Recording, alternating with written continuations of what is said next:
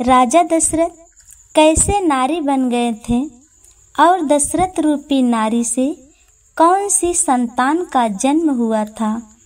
दर्शकों, रामायण की यह रहस्यमय कथा है जिसे बहुत कम लोग जानते हैं। दशरथ जी की कथा जानने के लिए वीडियो को अंत तक देखना। अगर वीडियो पसंद आए तो लाइक सब्सक्राइब जरूर करना। चलिए जानते हैं।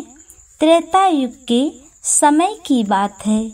पहले के राजा वन में शिकार के लिए दूर दूर तक जाते थे। जब तक कोई शिकार नहीं मिलता तब तक वापस लौटकर नहीं आते। ठीक उसी प्रकार एक दिन राजा दशरथ शिकार के लिए बहुत दूर निकल गए थे। कई दिन बीत गए लेकिन उन्हें कोई शिकार नहीं मिला। प्यास के मारे उनका गला सूख रहा था। तभी घने जंगल के बीच एक सरोवर दिखाई दिया।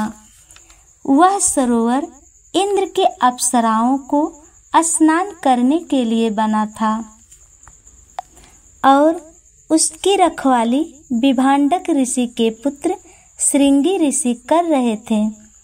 श्रृंगी ऋषि ने अपने तेज शक्ति तपस्या के बल पर उस सरोवर की ऐसी स्थिति बना दी थी, जो भी इस सरोवर में जो भी पुरुष पानी पीता या स्नान करता वह तुरंत स्त्री के रूप में बदल जाता। दोस्तों, होने की विडंबना देखिए। महाराज दशरथ प्यास से व्याकुल होकर उसी सरोवर के पास जा रहे हैं। जब वह उस सरोवर के जल पीने लगे तो तुरंत उनका शरीर सुंदर नारी के रूप में बदल गया। जब उस सरोवर के बाहर निकले तो अपने नारी रूपी शरीर को देखकर चिंतित हो गए और उसी सरोवर के पास बैठकर रोने लगे। उसी समय उसी जंगल में महाराज रोमपद, जो अंग देश के राजा, शिकार के लिए आए थे। जब उनकी नज़र सामने राजा दशरथ रूपी सुंदर नारी पर पड़ी तो वह वहीं रुक गए। महाराज दशरथ सोच ही रहे थे कि अयोध्या कैसे जाऊं, मुझे कौन पहचानेगा और मैं विश्वास कैसे दिलाऊंगा कि मैं नारी रूपी राजा दशरथ हूँ। उनसे क्या बताऊंगा। लोग तरह तरह की बातें सोचेंगे। कई बातों को सोचकर डर के मारे अयोध्या जाना स्वीकार नहीं किया। उनकी याददाश्त पहले जैसे ही थी। उन्हें सब याद था कि मैं पहले क्या था और अब क्या हूँ।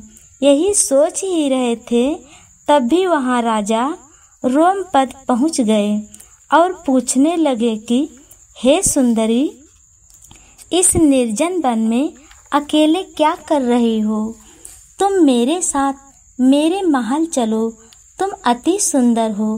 तब राजा दशरथ जी ने सोचा कि मुझे इसी राजा के साथ जाना चाहिए। अगर नहीं जाऊंगा तो ना जाने कोई दूसरा पुरुष जबरदस्ती अपने साथ ले जाएगा। इसलिए उचित यही है कि मैं इस राजा के साथ चली जाऊं, क्योंकि इस समय मेरा शरीर स्त्री रूपी है। यह सोच करके राजा रोमपद के साथ उनके महल की ओर चले गए। राजा रोमपद ने दशरथ रूपी स्त्री से विवाह कर लिया। कुछ समय बीतने के बाद एक सुंदर पुत्री का जन्म हुआ, जिसका नाम शांता रखा। तभी अयोध्या के लोग सोचने लगे कि कई दिन हो गए, महाराज दशरथ जी शिकार करके अभी नहीं लौटे। राजा दशरथ की रानियां चिंता करने लगी। तब रानी ने गुरु वशिष्ठ जी को बुलाकर उनसे सारी बातें बताई। हे गुरुदेव, बड़े दुख की बात है। महाराज दशरथ जी शिकार करने के लिए बन गए थे। धीरे धीरे 1 वर्ष बीत चुका। महाराज दशरथ जी अयोध्या वापस नहीं लौटे। अब मुझे चिंता हो रही है। गुरु वशिष्ठ जी महाज्ञानी थे। उन्होंने रानियों को धैर्य बंधाते हुए कहा कि हम बहुत जल्द पता लगाएंगे। उन्होंने मंत्री आर्य सुमंत को बुलाया और आर्य सुमंत को राजा दशरथ की खोज करने के लिए भेज दिया। आर्य सुमंत सेना सहित महाराज दशरथ की खोज में निकल गए। वह राजा दशरथ जी के घोड़े के पैरों के निशान देखते हुए जा रहे थे। आर्य सुमंत निशान को देखते देखते वहीं पर गए जहां सरोवर था। राजा दशरथ के घोड़े का निशान वहीं पर खत्म हो गया। तब आर्य सुमंत विचार करने लगे कि आखिर सरोवर के आगे महाराज दशरथ कहाँ चले गए। उस सरोवर के पास गए, लेकिन उस सरोवर में पैर नहीं रखा। आर्य सुमंत ने कई कथाओं में सुना था कि किसी सरोवर के बारे में बिना भाली भात जाने उस सरोवर में पैर नहीं रखना चाहिए। उन्होंने अपनी सेना से कहा कि कोई भी इस सरोवर के पास मत जाना। फिर उसने थोड़ी दूर आगे गए, तब उन्हें एक आश्रम दिखाई दिया। उस आश्रम में ऋषि श्रृंगी तपस्या कर रहे थे। आर्य सुमंत ने ऋषि को नतमस्तक होकर प्रणाम किया और कहा कि हे ब्रह्म ऋषि, कुछ दिन पहले हमारे महाराज दशरथ इस वन में शिकार करने के लिए आए थे। मैं उनके घोड़े के पैर के निशान को देखते देखते यहाँ तक आ गया। उस सरोवर के बाद उनके घोड़े के पैर का निशान दिखाई नहीं दे रहा है। कृपा करके अपने तपोबल से देखकर बताइए कि वे इस समय कहाँ हैं।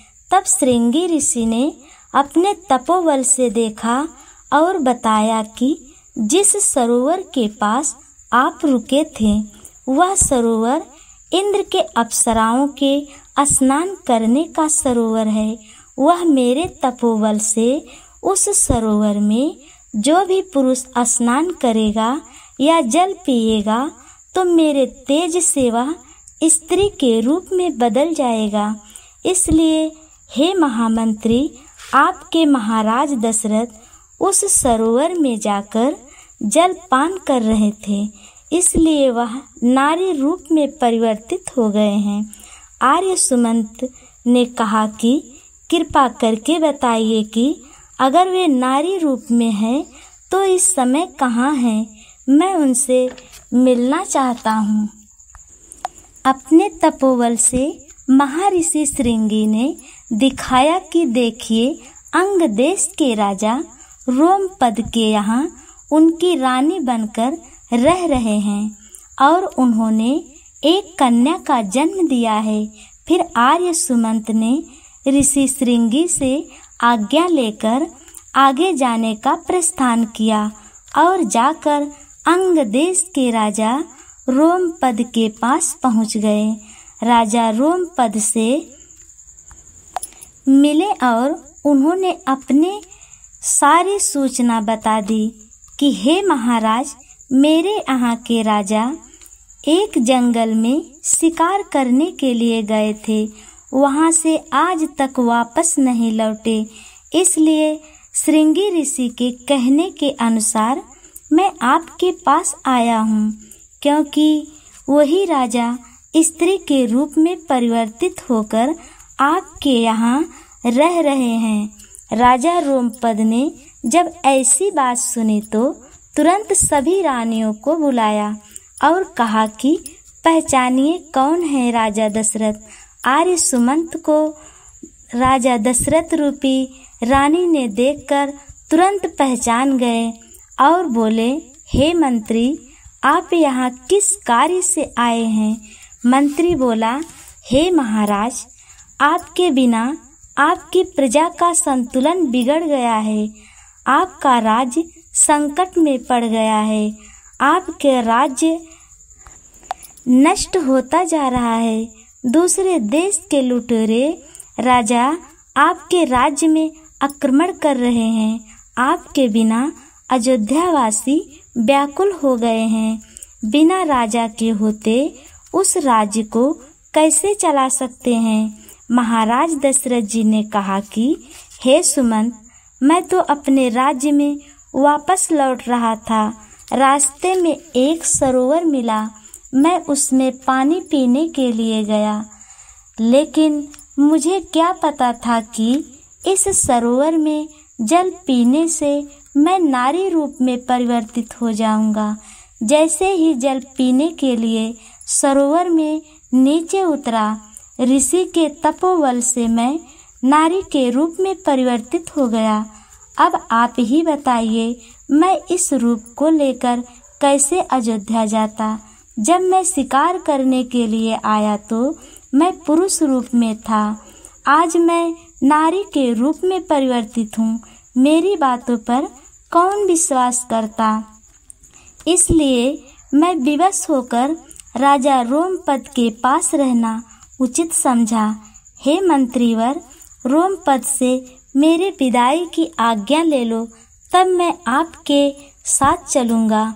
आर्य सुमंत ने उसी समय गुरु वशिष्ठ जी को बुलवाया और फिर जाकर राजा रोमपद से मिले और कहें, हे महाराज, ये स्वयं राजा दशरथ जी हैं, जो अयोध्या के महाराज दशरथ जी हैं।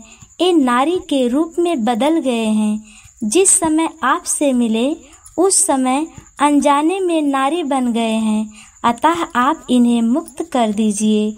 हम सब लोग जाकर श्रृंगी ऋषि से प्रार्थना करेंगे कि ये फिर से अपने पहले जैसे पुरुष तत्व में प्राप्त हो जाएं।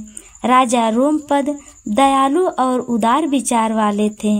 उन्होंने कहा, ठीक है, आप इन्हें ले जाइए, मैं भी इनके साथ चलता हूँ।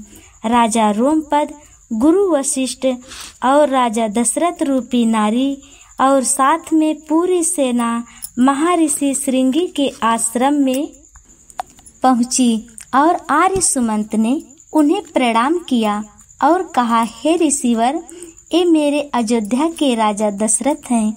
गलती से आपके उसी सरोवर में इन्होंने जलपान किया था, जिससे नारी रूप में परिवर्तित हो गए हैं। बिना इनके अयोध्या मुसीबत में पड़ गई है। राज्य में ऐसा अकाल पड़ गया है कि बिना राजा के कुछ भी नहीं हो सकता। अतः हे मुनिवर, कृपा करके इन्हें पहले जैसा पुरुष तत्व वापस लौटा दो। तब ऋषि श्रृंगी ने कहा, अगर मैं आपका पुरुष तत्व वापस नहीं लौटाऊंगा तो सबसे बड़ा पापी का भागी मैं माना जाऊंगा। जिस देश के राजा के बिना प्रजा दुखी हो, उस देश का राजा किसी मुसीबत में हो, ऐसे में उसकी मदद नहीं करूंगा तो मुझे भयंकर पाप लगेगा। इसलिए हे राजन, मैं तुम्हें तुम्हारे पुरुष तत्व को वापस लौटाता हूँ। उन्होंने मंत्रों का जाप करते हुए जल के छींटे मारे। उसी समय तुरंत राजा दशरथ अपने पुरुष तत्व में परिवर्तित हो गए। राजा दशरथ ने ऋषि श्रृंगी को प्रणाम करके वापस लौटने लगे। तब राजा रोमपद ने कहा कि हे महाराज, मैंने सुना है कि आपके 3 रानियां हैं, लेकिन आप निसंतान हैं। अतः आप इस कन्या को अपने साथ लेकर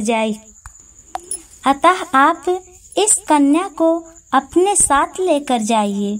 इसका पालन पोषण उसी तरह से करना जैसे लोग अपने पुत्रों की करते हैं।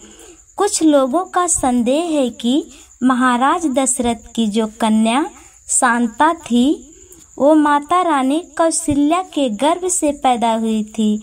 मैं आपको बता दूं कि इस चौपाई से आपका संदेह दूर हो जाएगा। यह चौपाई रामायण से ली गई है। दशरथ निरपत अंश ते कोई, जगत में पूत प्रकट नहीं होई। अर्थात दशरथ के अंश से कोई भी संतान पैदा नहीं हो सकती है। रावण ब्रह्मा जी की तपस्या करके ब्रह्मा जी से यह वरदान मांगा था कि दशरथ जी के अंश से कोई संतान पैदा ना हो।